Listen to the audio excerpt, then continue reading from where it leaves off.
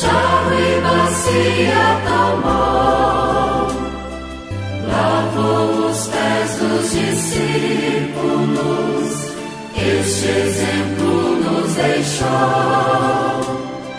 Aos pés de Pedro inclinou-se, ó Mestre, não por quem és, não terás parte comigo, se não lavar os teus pés.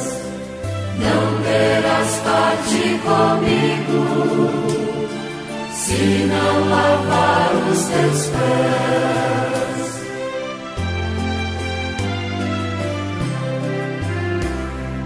És o Senhor, tu és o Mestre, os meus pés não lavarás. O que ora faço não sabes, mas depois compreenderás. Se eu vosso Mestre, Senhor, vossos pés hoje lavei, lavai os pés uns dos outros, eis a lição que vos dei. Lavai os pés uns dos outros, eis a lição que vos dei.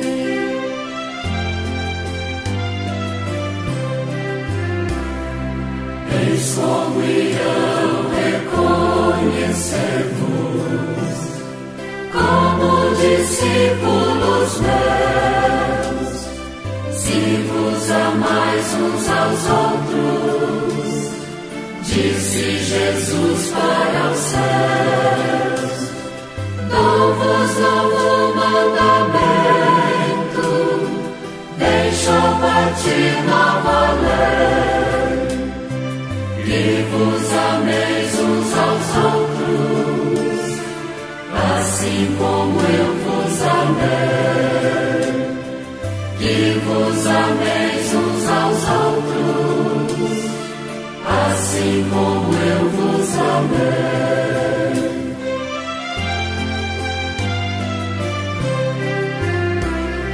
Jesus, erguendo-se da ceia, jarro e bacia tomou, lavou os pés dos discípulos, este exemplo nos deixou. Aos pés de Pedro inclinou-se,